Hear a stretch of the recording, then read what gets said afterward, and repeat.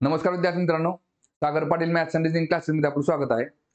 तर बघा, आगामी येणाऱ्या 2025-26च्या तलाठी भरती या सरावासाठी आपण 2023 मध्ये जी तलाठी भरती झाली होती त्याच्यामध्ये जे काही एकूण 57 पेपर झालेत त्याची आपण सिरीज चालू केलेली आहे. तर त्याच्यामधला बघा आज आपण 6/9/2023 मध्ये दुसऱ्या शिफ्ट मध्ये झालेला पेपर बघणार आहे. तर त्याच्यामध्ये अंकगणित आणि बुद्धिमत्ते जे काही 25 प्रश्न आहेत तेवढे आपण आजच्या लेक्चर मध्ये बघणार आहे.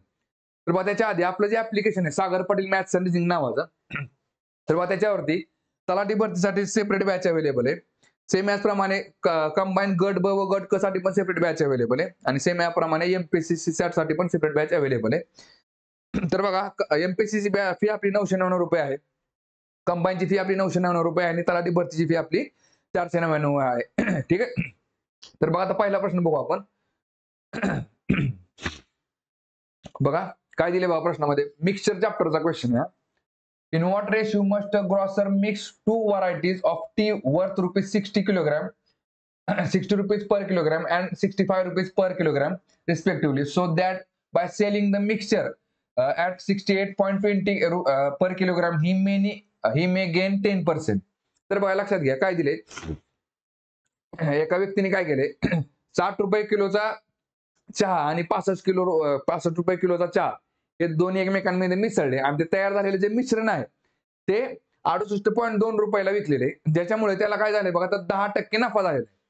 तर बघा अशा वेळेस आपण काय करायचं, कारण ज्यावेळेस आपण बघा एखादा समजा आपण 20 रुपये किलोचा तांदूळ विकत घेतला आणि दुसरा तांदूळ आपण 10 रुपये किलो तांदूळ मिक्स घेतला, ते दोन्ही एकमेकांमध्ये मिसळले तर त्याचं जे मिश्रण असतं ना तर ते 15 रुपये किलो तयार होतं. पण कसं, ना नफा आणि ना तोट्याचं. ह्याच्यामध्ये काय झालं बघा, इथं ही जी किंमत तुम्हाला दिली नाही ती 10% नफ्याची किंमत आहे. सुरुवातीला तुम्हाला काय करावं लागेल, ह्याच्यातनं 10% नफा तुम्हाला कमी करावा लागेल. म्हणजे कसं बघा लक्षात घ्या, हे 68.2 हे जे काय किंमत आहे ती किती आहे बघा, तर 110% किंमत आहे. तर मग 100% किंमत किती आहे ते आधी काढून घ्या. त्याची काय निघेल बघा ह्याच्यामध्ये. बघा, हा जर शून्य कमी केला तर आपण काय होईल, इकडे ही संख्या पूर्णांकात येईल आणि ह्या शून्याला हा शून्य गेला, मग काय निघेल बघा, 11 × 11, 11 × 66, 2 × 8 = 68, 11 × 2 = 22. म्हणजे बघा त्या मिश्रणाची जी किंमत आहे तर ती 62 रुपये होते बघा लक्षात घ्या. म्हणजे 60 रुपये किलोचा तांदूळ आणि 65 रुपये तांदूळ हे दोन्ही जर एकमेकांमध्ये मिक्स केले तर ते तयार होणारे मिश्रण जे आहे ते 62 रुपये किलोचं आहे. ठीक आहे. फक्त आपल्याला इथं काय करायचं, आता त्या दोन्हीचं प्रमाण काढायचं, म्हणजे कोण किती प्रमाणामध्ये मिक्स केलेले आपण. ठीक आहे बघा. चला काय निघेल बघा ह्याच्यामध्ये, 65 मधून 62 गेले खाली राहिले 3 आणि 62 मधून 60 गेले खाली राहिले 2. तर बघा हे काय असतं बघा, गुणोत्तर असतं 3:2. विचारतामध्ये नाही विचारलं काय बघा, आपल्याला गुणोत्तरामध्ये विचारले. मग काय निघेल बघा, इथं उत्तर आपलं ऑप्शन नंबर 3, ऑप्शन नंबर 2. म्हणजेच काय, 60 रुपये किलो तांदूळ जर आपला समजा 3च्या पटीत आहे तर 65 रुपये किलो तांदूळ आपला 65 रुपये किलोचा चहा आपला 2च्या पटीत आहे, म्हणजे 3:2. ठीक आहे. चला पुढचा क्वेश्चन बघू आता. बघा काय दिली बघा प्रश्नामध्ये, a bag of rice weighing 48 kilogram 700 gram has to be divided among 5 families. How much rice will each family get. बघा, तर 48 किलोग्राम आणि 700 ग्रॅम जो तांदूळ आहे तो 5 फॅमिलीमध्ये आपण काय वाटलेला आहे समान प्रमाणामध्ये. तर प्रत्येक फॅमिलीला किती प्रमाणामध्ये तांदूळ मिळाला तेवढं बघायचं आपल्याला. बघा 48 किलोग्राम आणि पॉईंट किती आहे बघा, 700 ग्रॅम. पॉईंट 700 ग्रॅम करा, डिवाइड बाय काय करा, 5 करा, कारण 5 फॅमिलीमध्ये तो मिसळलाय आपण.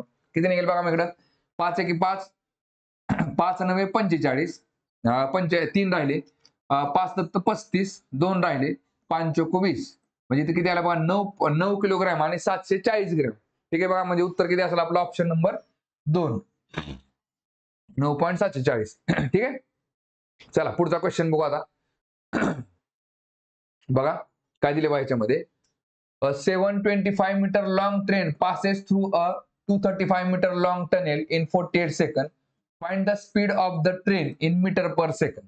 बघा आता लक्षात घ्या कसं असतं, ज्यावेळेस एखादी ट्रेन एखाद्या माणसाला, झाडाला किंवा एखाद्या खांबाला पार करते त्यावेळेस ती स्वतःची लांबी पार करत असते.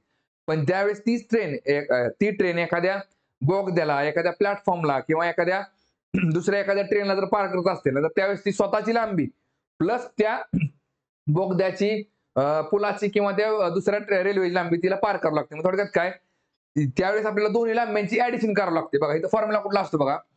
बरं आता इथं फॉर्म्युला पण टाकायची गरज नाही का, रेल्वेची लांबी किती आहे बघा, 725 मीटर आणि त्या काय टनेलची लांबी किती आहे बघा, 235 मीटर.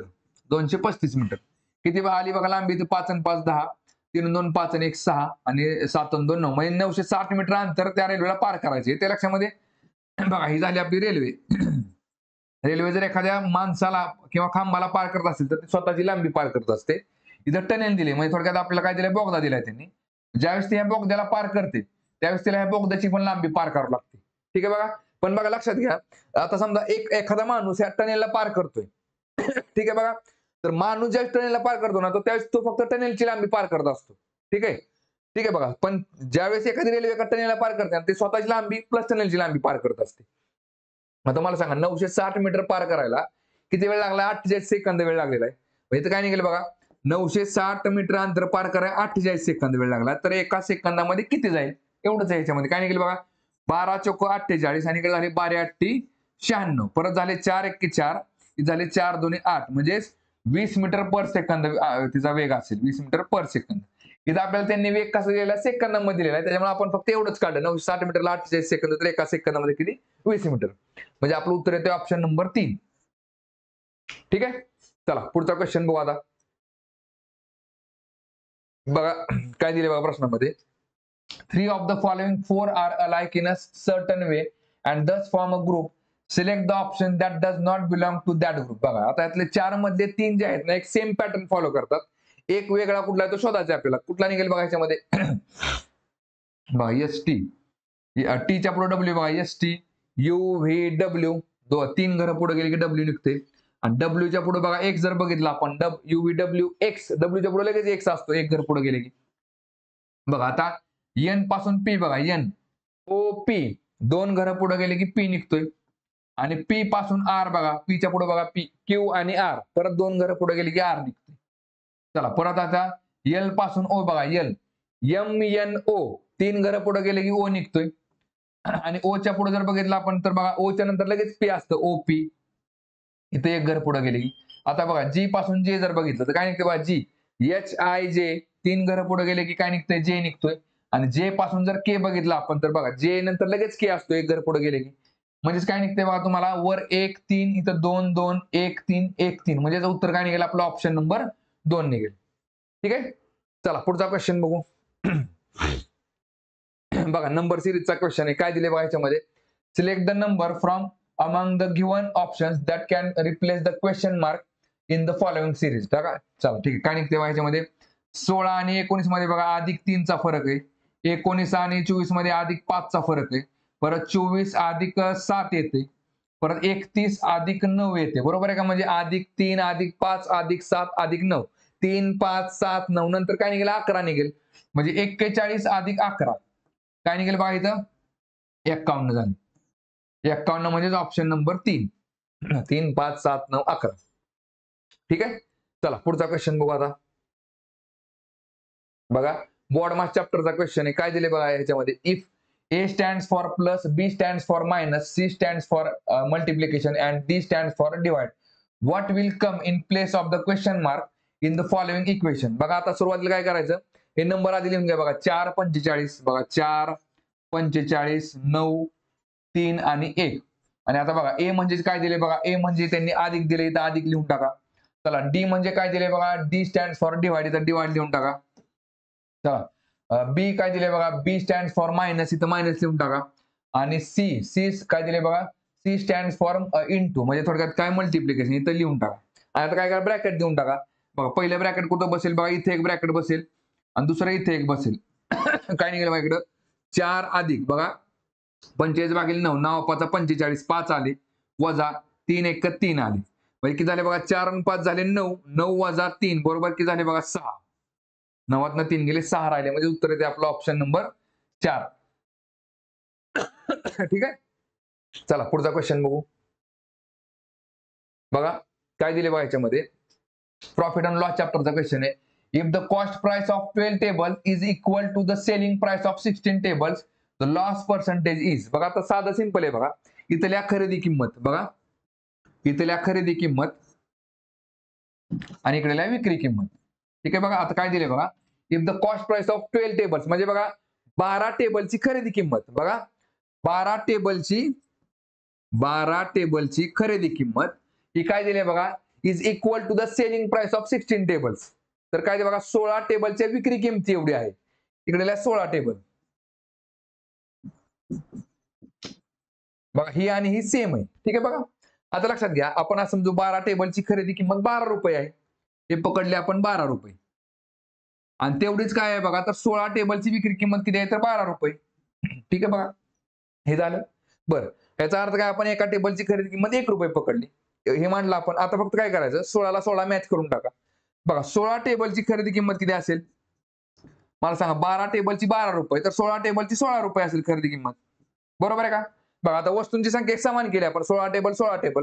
कारण की नफा आणि तोटा काढत असेल तर बघा एक वस्तू कितीला खरेदी केली आणि कितीला विकली, किंवा एक समान संख्येमधल्या वस्तू किती रुपयाला खरेदी केल्या आणि तेवढ्या समान संख्येमधल्या वस्तू किती रुपयाला विकल्या, ह्याच्यावरून आपण प्रॉफिट लॉस काढू शकतो. इथे बघा 16 टेबल 16 रुपयाला खरेदी केले, 16 टेबल आपण 12 रुपयाला विकले, याचा अर्थ काय आपल्याला 4 रुपयाचा लॉस झाला. बरं, कधी पण आता लॉस जो असतो तो कसा काढतो आपण, नफा किंवा तोट्यावरती. सॉरी, लॉस जो असतो कशावर काढतो आपण, खरेदी किमतीवरती. आपला बघा खरेदी किंमत किती आपली 16 रुपये, 16 रुपये आहे आणि आपला लॉस किती झाला बघा, लॉस झाला आपला 12 रुपयाला विकल्यामुळे 4 रुपये लॉस झाला. तर तो 4 रुपये लॉस झाला, मग इंटू काय करा 100, मग बरोबर टक्केवारी कळून जाते बघा.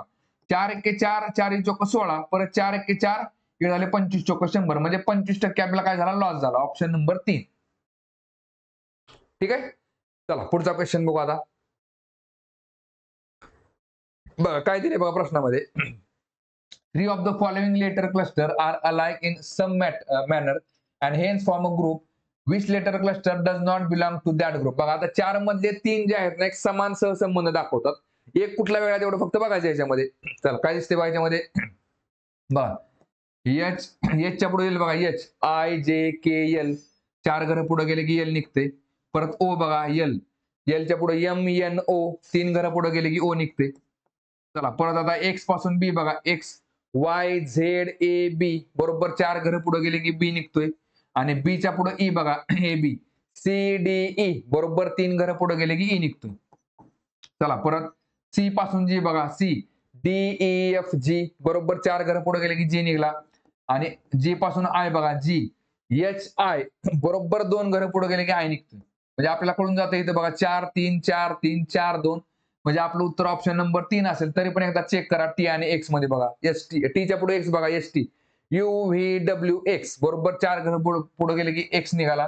आणि X पासून A बघा, X च्या नंतर Y Z, नंतर परत A, म्हणजे +3 केलं की. ठीक आहे बघा, म्हणजे बरोबर बघा 4 3 4 3, तिकडे पण 4 3, उत्तर निघते आपलं ऑप्शन नंबर 3. ठीक आहे. चला पुढचा क्वेश्चन बघू. परत एकदा बघा त्याच ह्याच्यावरती क्वेश्चन आहे. काय दिले बघा. Based on the alphabetical order, 3 of the following 4-letter cluster pair are alike in a certain way and thus form a group. Select the option that does not belong to that group. बघा ह्याच्यातले 4 जे आहे, 4 मधले 3 हे सारखा सहसंबंध दाखवतात, एक फक्त वेगळा, तो फक्त शोधायचा आपल्याला. बघा काय निघतं ह्याच्यामध्ये. बघा A पासून E मोजा, A च्या पुढे बघा BCDE, 4 घरं पुढे गेले की काय निघतोय, E निघतोय. चला आता R पासून V बघा, OPQR, STUV, बरोबर 4 घरं पुढे गेले की V निघतोय. चला आता F पासून I बघा, EF, GHI, 3 घरं पुढे गेले की I निघतोय. आणि V पासून Z बघा, UV, WXYZ, बरोबर 4 घरं पुढे गेले की Z निघतोय. चला आता K पासून O बघा. एक तर बघा ह्याच्यामध्ये एवढं कळते आपल्याला, हा पॅटर्न असेल तर हे उत्तर चुकीचं असेल, आणि हा पॅटर्न निघाला तर हे दोन्हीपैकी एक चुकीच निघणार आहे, लक्षात ठेवा.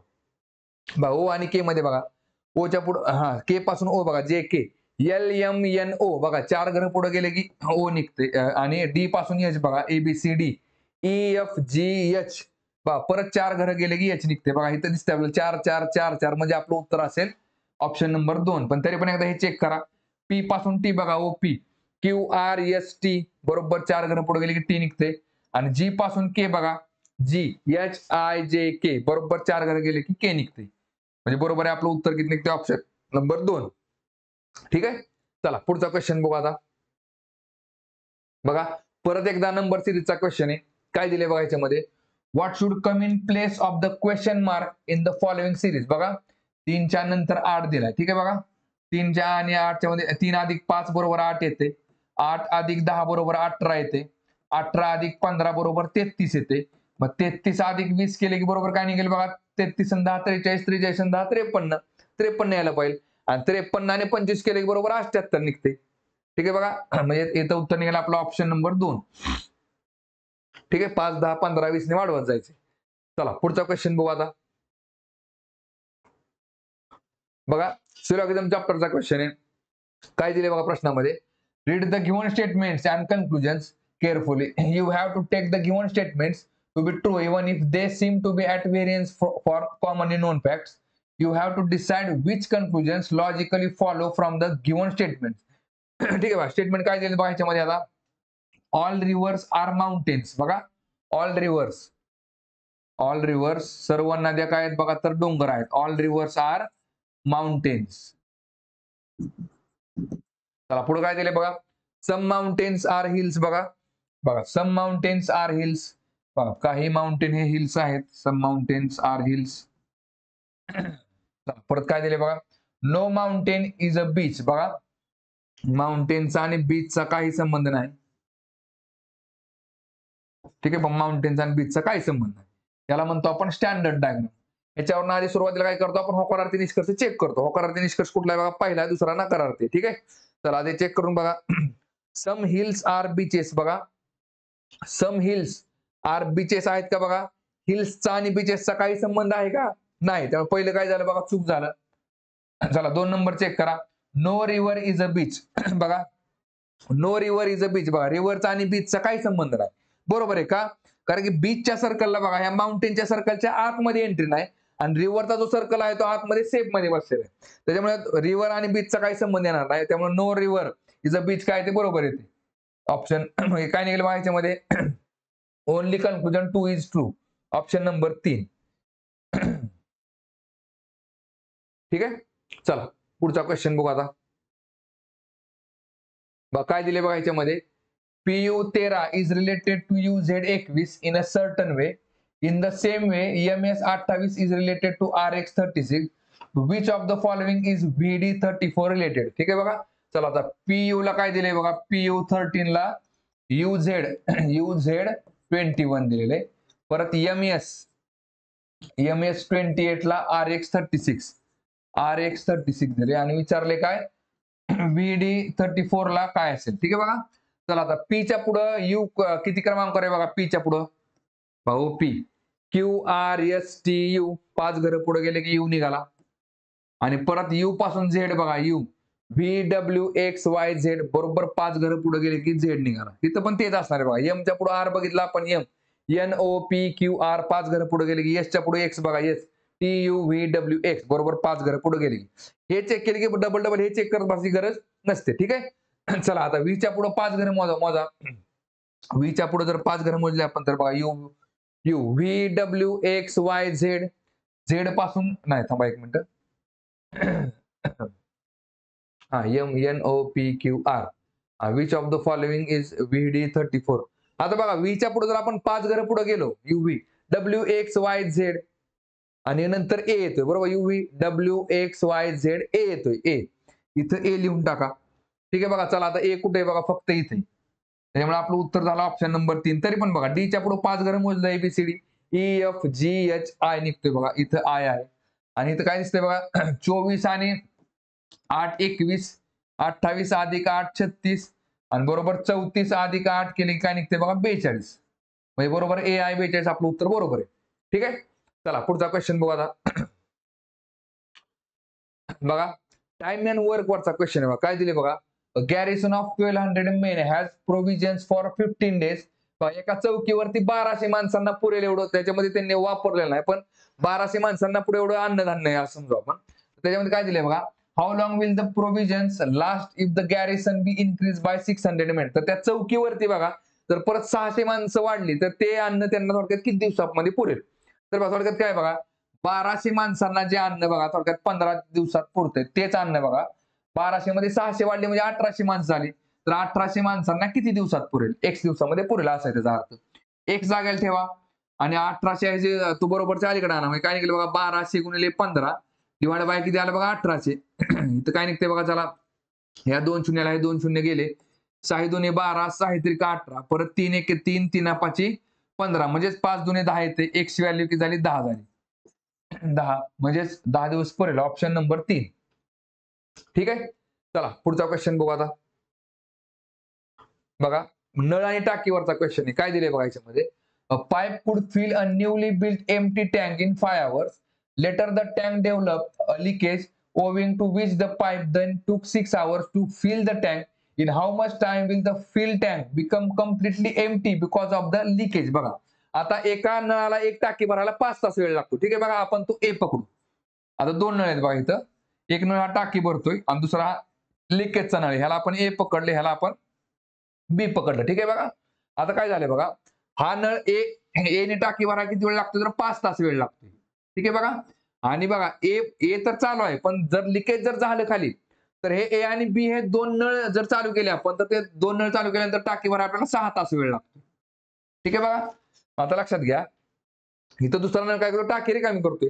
बघ इथं 5 आणि 6 चा लसावी किती असतो? तर बघा 30 असतो. 5 × 30 6 × 35. म्हणजे 30 लिटर आपण काय पकडलं तर टाकीची क्षमता बघा, टाकी कितीची पकडली आपण? 30 लिटरची. ठीक आहे बघा. आता 30 लिटरची टाकी जर ए हा नळ 5 तासामध्ये भरत असेल तर तो एका तासामध्ये किती पाणी भरणार आहे? 5 × 30 6 लिटर. ठीक आहे बघा. आणि ते जर लिकेज मुळे काय होते बघा, 6 तास वेळ लागतो. मग 6 तासात जर भरत असेल तर एका तासामध्ये किती पाणी भरेल? 6 × 35 5 लिटर. बरोबर आहे का? मग आता मला सांगा, हा नळ तर 6 लिटर पाणी भरतोय, टाकतोय एका तासामध्ये, पण टाकीमध्ये पाणी पडते 5 लिटर. बरोबर आहे. दोन्ही नळ जर चालू केले तर मग 1 लिटर पाणी आपलं जाते कुठं? तर ह्या नळात 1 लिटर पाणी जाते एका तासामध्ये. याचा अर्थ काय बघा, ए 6 लिटर टाकतोय आणि ए आणि बी मिळून 5 लिटर टाकतात. याचा अर्थ 1 लिटर पाणी गायब होते. कुठनं? तर बी मधून. कारण बी हा मायनस करतोय. बरोबर आहे का? विचारलं काय बघा त्यांनी आपल्याला? हा तर बघा, आता जर टाकी जर पूर्ण भरलेली असेल तर त्या लिकेजला फक्त ती टाकी रिकामी करण्यासाठी किती वेळ लागेल? तर बघा 30 लिटरची टाकी आपली आणि लिकेज मधनं पाणी जाते 1 लिटर. किती वेळ लागेल बघा त्याला? तर 30 तास वेळ लागेल. म्हणजे ऑप्शन नंबर पहिला. ठीक आहे. चला पुढचा क्वेश्चन बघू आता. बघा सिरीज चॅप्टर मधला क्वेश्चन आहे. काय दिले बघा याच्यामध्ये? Refer to the following number and symbol series and answer the question that follows. Counting should be done from left to right only. ठीक आहे. डाव्यापासून उजवीकडे आपल्याला मोजायचे. How many such numbers are there? बघा असे किती नंबर आहेत त्याच्यामध्ये? each of which is immediately preceded by symbol. की ज्या नंबरला बघा एका सिम्बॉलने त्याच्या पाठीमागे एक लगेच सिम्बॉल असेल and also immediately follow by a symbol. आणि त्या नंबरच्या पुढे पण एक काय असेल? सिम्बॉल असेल. आपल्याला काय चेक करावं लागेल बघा याच्यामध्ये? सिम्बॉल, नंबर आणि सिम्बॉल कुठं कुठं दिसते बघा. सिम्बॉल बघा, सिम्बॉल, नंबर, सिम्बॉल इथं आहे. ठीक आहे बघा. परत बघा सिम्बॉल, नंबर, सिम्बॉल इथं पण आहे. चला परत आणखी बघा सिम्बॉल, नंबर, सिम्बॉल इथं पण आहे. ठीक आहे. परत बघा सिम्बॉल, नंबर, सिम्बॉल इथं पण आहे. परत बघा सिम्बॉल, नंबर, सिम्बॉल इथं पण आहे. परत सिम्बॉल, नंबर, सिम्बॉल इथं पण आहे. किती निघाले बघा?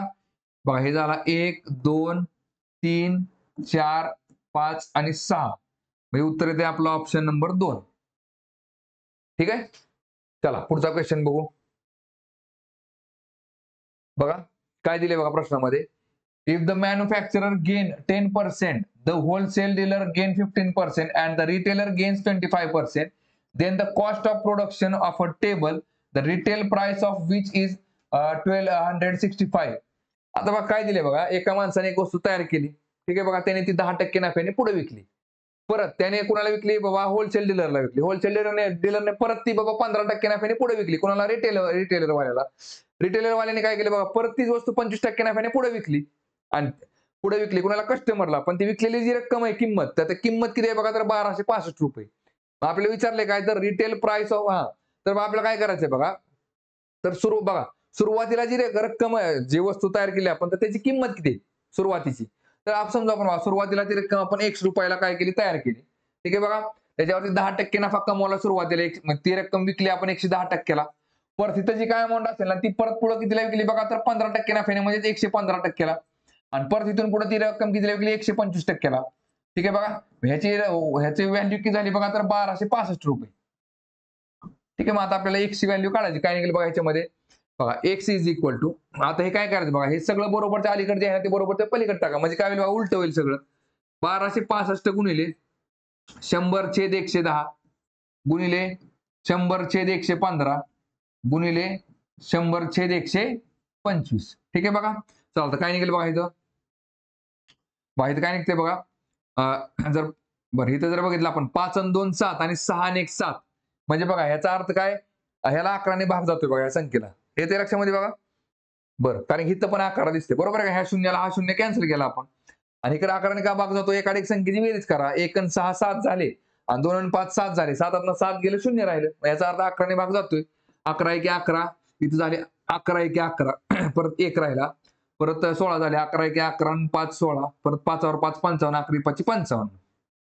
इथे 115 ला 115 कॅन्सल झालं. ठीक आहे बघा. चला परत काय निघतं इथं बघा. 25 5 100 आणि 25 चोक 100. परत इथं काय निघेल बघा. 5 एके 5 आणि इथं झाले 5 दुने 10 म्हणजे किती झाले बघा. 4 गुणिले 2 8 आणि 8 गुणिले 100 झाले 800. म्हणजे 100 व्हॅल्यू किती झाली बघा 800 रुपये. म्हणजे 800 रुपयाला ती वस्तू त्याने तयार केली होती. 800 रुपये ऑप्शन नंबर 2. ठीक आहे. चला पुढचा क्वेश्चन बघू.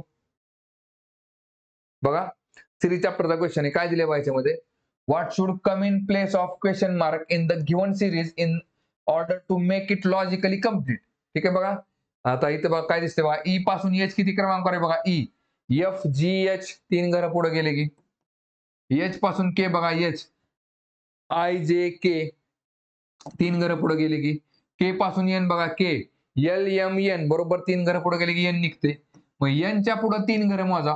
एन ओ पी क्यू काय निघेल बघा. क्यू निघेल इथं. मग क्यू इथं नाही. क्यू इथं नाही. क्यू आणि डब्ल्यू आहे. क्यू आणि डब्ल्यू आहे बरोबर आहे का. मग आता दुसरा अल्फाबेट चेक करत बसू नका. फक्त नंबर चेक करा आता. कारण इथं 74 इथं 70 आहे. बघा काय निघेल इकडं. 24 अधिक 5 29. 29 अधिक 10 39. 39 अधिक 39 आणि 10 49. 49 आणि 5 म्हणजे इकडे अधिक 15 झाले. 54 अधिक 20 निघेल. 54 अधिक 20 काय निघेल बघा. 54 आणि 10 74. 74 मध्ये डब्ल्यू कॉमनच आहे सगळीकडे. क्यू डब्ल्यू 74 म्हणजे ऑप्शन नंबर 3 निघेल. ठीक आहे. चला पुढचा क्वेश्चन बघू आता. बघा काय दिले बघा प्रश्नामध्ये. If the amount becomes 2 + 1/4 times the sum after 2 years at compound interest, the rate of interest per annum is. बघा लक्षात घ्या आता. एक रक्कम आहे ती 2 वर्षानंतर नक्की झाली बघा तर 2.1 चे 4 पटीने वाढलेली. परत ह्याच्यामध्ये काय असतं बघा. आता हे 2.1 चे 4 जे आहे ते तुम्ही बघा लक्षात घ्या.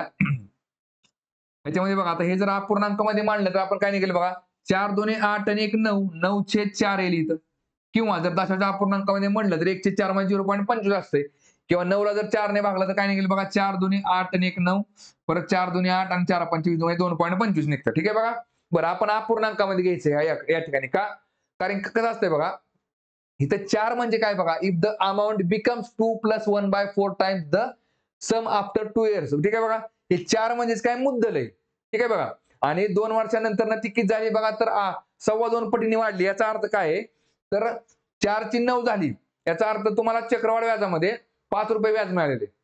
येते याच्यामध्ये बघा. कारण इथं कंपाऊंड इंटरेस्ट म्हटलेले बरोबर आहे का. मग 4 रुपये मुद्दल आहे आणि 5 रुपये तुम्हाला मिळालेलं व्याज आहे. त्याच्यामुळे ती रक्कम काय होते बघा. 4 ची 9 झाली. पण ऍक्च्युअल मध्ये व्याज वाढले किती 5 रुपयाचं. आता मला सांगा इथं आपण बघा इथं तर तुम्हाला काय रक्कम विचारलेली नाही.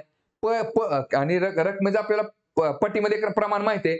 4 रुपये मुद्दल आहे आपली आणि 9 रुपये रास आहे म्हणजे व्याज झालं 5 रुपये. आता बघा इथं आपला चक्रवाढ व्याजाचा फॉर्म्युला काय असतो बघा लक्षात घ्या. इथं आपण काय करतो बघा. इथं लिहितो आपण मुद्दल. मुद्दल गुणिले बघा 1 प्लस रेट ऑफ इंटरेस्ट आपल्याला माहित नाही बरोबर आहे का. मुद्दल प्लस इथं काय करतो आपण दर. दर छेद 100 आणि तो वरती पॉवर किती असते बघा ह्याची. इथं काय असते बघा मुदत असते. ठीक आहे बघा. चला आता बरं आता ह्याची व्हॅल्यू माहिती आहे आपल्याला किती आहे. बघा इथं पुढे काय असते बघा रास असते. इज इक्वल टू रास. ठीक आहे बघा. चला आता बघा मुद्दल किती आपली 4 रुपये माहिती आहे आपल्याला. हे 4 रुपये झाले. ठीक आहे बघा. 1 प्लस आपल्याला रेट ऑफ इंटरेस्ट माहित नाही बरोबर आहे का. रेट ऑफ इंटरेस्ट आपण काय करतो बघा. इथं बघा रेट दर किती झाला आपला x पकडला आपण. x/100 आणि मुदत किती आपली 2 वर्षांसाठी. रास किती आपली 9 रुपये. ठीक आहे बघा. आता इथं मी काय करतो बघा. 100 गुणिले 1 100 झाले. म्हणजे आपण नाही का आता इथं डायरेक्ट आपण कसं केलं असतं बघा, लक्षात घ्या.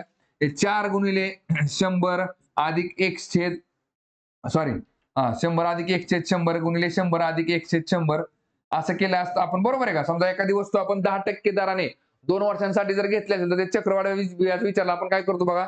समजा 500 रुपये रक्कम आहे आपली आणि 2 वर्षांसाठी आपण घेतली 10% दराने, म्हणजे काय 110/100 गुणिले 110/100, बरोबर आहे का. फक्त मी तुम्हाला काय स्टेप बाय स्टेप मांडले इथं, ठीक आहे बघा. इथं मांडणी काय करेल बघा, आपण लक्षात घ्या. हे झालं 4, आतमध्ये काय झालं 100 गुणिले 1 की झाला 100 आणि अधिक x छेद की झाला इकडे 100 आणि त्याची पॉवर किती आहे बघा 2 आहे, इज इक्वल टू किती झाले 9. ठीक आहे. आता मला सांगा, हे जर 4 मी बरोबर, आता हे 4 जर मी बरोबरच्या पलीकडे टाकला तर ते कुठे छेदाला जाईल, बरोबर आहे का. इथलं 4 आधीच बाजूला काढून इकडे छेदाला टाका, हे झालं 4, बरोबर आहे का. बरं आता इथं काय निघेल बघा तुमचं. बरं आता इथं स्क्वेअर आहे, इकडे काय स्क्वेअर नाही, मध्ये इज इक्वल टू चिन्ह आहे, बरोबर आहे का. इकडे पण स्क्वेअर मध्ये ही संख्या मांडून घ्या, म्हणजेच काय निघेल बघा. इथं 9 म्हणजेच काय झालं 3चा वर्ग आहे आणि 4 म्हणजेच काय झालं 2चा वर्ग आहे. फक्त ब्रॅकेट मध्ये वरती ब्रॅकेट देऊन टाका, 3चा वर्ग आणि 2चा वर्ग. येते लक्षामध्ये बघा. हे सेपरेट 3चा वर्ग भागिले 2चा वर्ग आपण लिहू शकतो, पण आपल्याला अशी मांडणीमध्ये दाखवायची येते, बरोबर आहे का. बघा आता ह्याचा अर्थ काय असतो बघा, जी डावी बाजू आहे तीच उजवी बाजू आहे, बरोबर आहे का. इथं तुम्हाला काय दिसते बघा, 2 म्हणजे 100 दिसते, बरोबर आहे का. 2 म्हणजे 100 तर 3 म्हणजे किती असेल 150 असेल, बरोबर आहे का. 2 म्हणजे 100, बघा इथं स्क्वेअरला स्क्वेअर आहे, इथं 2 म्हणजे 100 असेल तर 3 म्हणजे झाला 150. 100 ऑलरेडी आहे, 100 अधिक 50 हे x किती असेल बघा 50 असेल. याचा अर्थ काय, व्याजाचा दर हा किती आहे बघा तर 50% आहे. ठीक आहे बघा. म्हणजे आपलं उत्तर काय निघेल इकडे, ऑप्शन नंबर 4 निघेल. बरं आता जरी समजून घ्यायचं असेल तर काय निघेल बघा, इकडे घ्या. बघा एक वस्तू बघा 100 रुपयाची आपली वस्तू आहे, आपण व्याजाने घेतलेली. 2 वर्षामध्ये आपलं व्याज जर 50% असेल तर बघा, पहिल्या वर्षी तुम्हाला व्याज दर मिळेल 50 रुपये, बरोबर आहे का. दुसऱ्या वर्षी तुम्हाला बघा, आता ह्या 100चं पहिल्या वर्षी व्याज मिळालं, परत ह्या 100चं ह्या दुसऱ्या वर्षी पण 50 रुपये तुम्हाला व्याज मिळालं, पण परत पहिल्या वर्षीचं जे व्याज न भरल्यामुळे ह्याच्यावरती पण तुम्हाला 50% व्याज लागलं जातं. म्हणजे 50चा 50% झाला 25, तो 25 इथे ऍड केला आपण. आता किती झाले बघा इकडं, 50 आणि 50 100 आणि झाले 25 125, म्हणजे मुद्दल आपली 100 झाली आणि मुद्दल प्लस व्याज किती झालं बघा, 125 आणि 100 झाले 225. आणि ह्याचा जर आपण बघा गुणोत्तर काढलं तर किती निघतं बघा, ते 25 चोक 100 आणि 25 9 सव्वा 200, म्हणजे 4 जे आपण इथं बघितलं होतं बघाशी, कुठं इथं 4 2 8 1 9 9/4. ठीक आहे. आपलं उत्तर येते ऑप्शन नंबर 4. चला पुढचा क्वेश्चन बघू आता. बघा दशांश अपूर्णांकाचा काय दिले त्यांनी, भागाकार दिलेला बघा 0.0486 भागिले 0.002. आता अशा वेळेस काय करायचं बघा, दशांश अपूर्णांकाच्या पुढे किती घर आहेत सगळ्यात जास्त ते आधी नीट बघून घ्या. बघा वरती 4 आहेत आणि खाली 3 आहेत, बरोबर आहे का. मग 486 आधी सगळं पूर्णांकामध्ये लिहून घ्या. वरती 4 शून्य वाढवले आपण तर काय निघेल बघा 486 येईल, बरोबर आहे का. आणि खाली जर 4 शून्य वाढवले तर बघा 1 2 3 आणि परत एक पुढे 4 शून्य वाढवावं लागेल, म्हणजे 20 होईल, बरोबर आहे का. वरती जर बघा, वरती जर आपण 10,000ने गुणलं तर 486 आलं, खाली जर 10,000ने गुणलं तर किती आलं 20 आलं. ठीक आहे बघा. बरं चला आता काय निघेल बघा ह्याच्यामध्ये. बघा बे एक बे किती झाले, बे दोन्ही 4 बे चोक 8 बे त्रिक 6. आता 243 पॉईंट किती आले बघा 10 आले, म्हणजे इथं काय निघेल बघा 24.3. 24.3 म्हणजे किती आलं, ऑप्शन नंबर 3. ठीक आहे. चला पुढचा क्वेश्चन बघू आता. बघा परत एकदा बॉडमासवरचा क्वेश्चन आहे. काय दिले बघा याच्यामध्ये, काय नाही इथल्या इथे ब्रॅकेट टाकून द्या. हे ब्रॅकेट बसलं पहिलं. 42 भागिले 7 केले काय निघेल, 7 सकून 42 6 आले. 6 अधिक 4 बरोबर किती येते बघा 10 येते. म्हणजेच आपलं उत्तर किती असेल, ऑप्शन नंबर 2 असेल. ठीक आहे. चला पुढचा क्वेश्चन बघू आता. बघा परत एकदा सिरीज चॅप्टरचा क्वेश्चन आहे. काय दिले बघा याच्यामध्ये, refer to the following number series and answer the question that follows. All the numbers are single digit number only. हे सगळे नंबर जे आहेत ते सिंगल डिजिट आहेत. How many such even numbers are there each of which is immediately preceded by an even number. बघा how many such even numbers, असे किती even number आहेत, म्हणजे सम संख्या. इव्हन म्हणजे काय, सम संख्या आहेत. Each of which is immediately preceded by an even number, म्हणजे बघा प्रत्येक सम संख्येच्या आधी एक सम संख्या असेल, म्हणजेच इव्हन असेल. आणि पुढे काय दिले बघा, and also immediately followed by an even number. परत त्या संख्येच्या लगेच लागोपाठ नंतर काय असेल, परत एकदा एक इव्हन नंबर असेल, म्हणजे सम संख्या. म्हणजे आपल्याला काय बघायचं बघा, सम सम आणि सम असे 3 ठिकाणी एका शेजारी सम आले पाहिजे बघ. काय निघते ह्याच्यामध्ये सम सम सम कुठे दिसते बघा ह्याच्यामध्ये सम सम सम इथं आलं परत नाही म्हणजे एकच निघते. ठीक आहे बघा म्हणजे उत्तर असेल आपलं ऑप्शन नंबर 3 एकाच ठिकाणी येते 6 8 4. ठीक आहे चला पुढचा क्वेश्चन बघू आता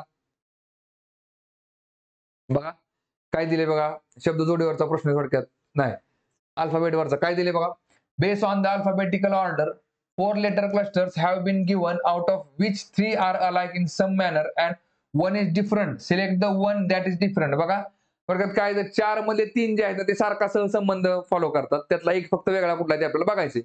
काय निघेल बघा याच्यामध्ये आर पासून यू बघा ओपीक्यू आर आरच्या पुढे जर यू बघितलं आपण आर एस टी यू बघा 3 घरं पुढे गेले की यू निघते आणि यूच्या पुढे एक्स बघा यू व्ही डब्ल्यू एक्स परत 3 घरं पुढे गेले की एक्स निघते.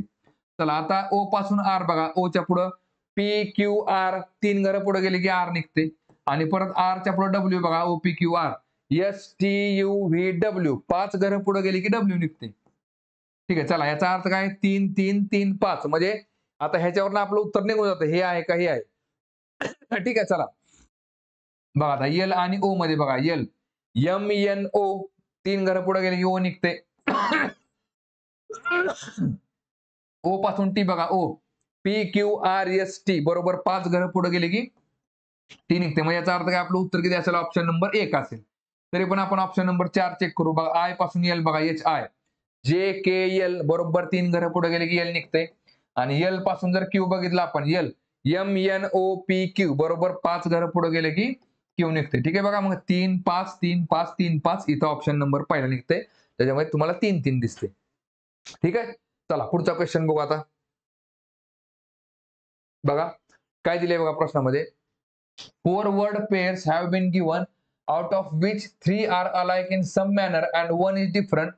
Select the one that is different. बघा आता बघ कॅप्टन काय दिले बघा टीमला लीड कोण करतो कॅप्टन करतो. ठीक आहे बघा आर्टिस्ट आणि ट्रूप दिलेले आहे बर इथं काय दिले बघा आर्मीला लीड कोण करतं जनरल परत बघा कॅबिनेटला लीड कोण करतं कॅबिनेट प्राईम मिनिस्टर बरोबर आहे. याच्यामध्ये बघा आर्टिस्ट हा काय ट्रूपला लीड करतो का नाही त्याच्यामुळे उत्तर काय ते आपला ऑप्शन नंबर 2. ठीक आहे चला पुढचा क्वेश्चन बघू आता बघा सिलोगिझम चॅप्टरचा क्वेश्चन आहे काय दिले बघा प्रश्नामध्ये read the given statements and conclusions carefully assuming that the information given in the statements is true even if it appears to be at variance with commonly known facts. Decide which of the given conclusions logically follows from the statements. ठीक आहे चला statement वाचा आता काय दिलं बघा याच्यामध्ये all trees are cactus बघा all trees are cactus all trees are cactus. चला परत पुढे काय दिले बघा ऑल कॅक्टस आर हर्ब्स बघा ऑल कॅक्टस आर हर्ब्स. ठीक आहे बघा चला आता काय दिले बघा ह्याच्यावरनं सुरुवातीला ह्याला काय म्हणतो आपण स्टँडर्ड डायग्राम आणि ह्याच्यावरनं सुरुवातीला काय करायचं होकारार्थी निष्कर्ष आधी चेक करून घ्यायचे जावं काय दिसते ह्याच्यामध्ये पहिला निष्कर्ष नकारार्थी दुसरा होकारार्थी आधी दुसरा चेक करून घ्या काय दिसते बघा at least some herbs are cactus बघा काही हर्ब्स हे कॅक्टस आहेत काही हर्ब्स हे कॅक्टस आहेत काय आहेत बघा हर्बचा हा मधला जो भाग आहे तो कॅक्टस आहे काही आहेत काय 2 नंबर बरोबर आहे. पहिलं चेक करा some trees are not herbs बघा some trees are not herbs म्हटलेले बघा म्हणजे काही ट्री हे हर्ब्स नाहीत बघा इथं सर्व ट्री आहेत ना ते ह्या हर्ब दिसतात त्याच्यामुळं some trees are not herbs हे काय ते 100% चूक येते बघा येते लक्षामध्ये हे काय झालं 100% चूक झालं. आता मग इथं काय निघेलं उत्तर आपलं बघा only conclusion second follow only conclusion second is true म्हणजे ऑप्शन नंबर 2. ठीक आहे चला पुढचा क्वेश्चन बघू बघा टाइम डिस्टन्स स्पीडचा क्वेश्चन आहे काय दिले बघा I walk at a speed of 10 km/h and reach my destination in 2 hours. If I increase my speed bye 5 km/h how many early will I reach by destination my destination. बघा लक्षात घ्या जर मी 10च्या स्पीडने गेलो बघा 10 km/h ठीक आहे बघा हा झाला माझा वेग आणि किती वेळात पोहोचलो बघा मी तर 2 तासामध्ये पोहोचलो बरोबर आहे का 2 तासामध्ये पोहोचलो हा झाला माझा वेळ. तर माझा अंतर किती पार असेल बघा इथं अंतर झालं 20 किलोमीटर. ठीक आहे बघा जर तेच मी काय केले बघा जर माझा वेग हा जर मी 5 किलोमीटरने वाढवला तर मी किती मिनिटं लवकर पोहोचेल बरोबर आहे का त्या ठिकाणी म्हणजे मला सांगा 20 किलोमीटर अंतर आहे माझं 20 किलोमीटर माझं काय अंतर आहे. आणि ह्याच्या वेळेस माझा वेग किती आहे बघा, तर 15 किलोमीटर आहे. बरोबर आहे का? वेग झाला माझा 15 किलोमीटर. तर मला किती वेळ लागेल? मला ते आधी काढून घ्या. बघा काय निघेल बघा ह्याच्यामध्ये, बघा 5 त्रिक 15, 5 चोक 20. बरोबर आहे का? म्हणजे काय निघाल बघा इकडं, 3 एके 3 अधिक 1 4. बघा आता हे 4/3चं आपण रूपांतर कशामध्ये केलं, तर पूर्णांकयुक्त अपूर्णांकामध्ये केलं. का? कारण की बघा दशांश अपूर्णांकामध्ये जर भाग घालत बसला तुम्ही 4ला 3 ने, तर तो मग बघा काय निघेल बघा 1.33 33 33 3 3 3 याप्रमाणे निघून जाईल. बरोबर आहे का? त्याच्यामुळे आपण काय केलं, हे अपूर्णांक हे अपूर्णांकाचं रूपांतर आपण पूर्णांक अपूर्णांकामध्ये घेतलं. ठीक आहे बघा. म्हणजे 3 एक 3 आणि अधिक 1 4 म्हणजे काय 4/3. आता हे काय झालं, तुमचा तास झाला 1.1/3 तास. बरोबर आहे का? आता मला सांगा, हा 1 तास तर माहिती आहे आपल्याला 1 तास, पण हे 1/3 तास म्हणजे किती मिनिटं? कारण की हा काय पूर्ण नाही. मग काय करायचं बघा अशा वेळेस 1/3 ला काय करायचं, 60 ने गुणायचं. का? कारण की एका तासामध्ये 60 सेकंद 60 मिनिटं असतात. मग इकडे गुणिले 60 करा. काय निघेल माझ्याकडं, 3 एके 3 3 दुने 6 म्हणजे 20 मिनिटं झाली. 1 तास 20 मिनिटांमध्ये आपण पोहोचतोय. सुरुवातीला लागत होते 2 तास, आता लागले 1 तास आणि 20 मिनिटं. याचा अर्थ वाचला वेळ किती आपला, 40 मिनिटाचा. बरोबर आहे का? इथं उत्तर झालं आपलं ऑप्शन नंबर 1, 40 मिनिट.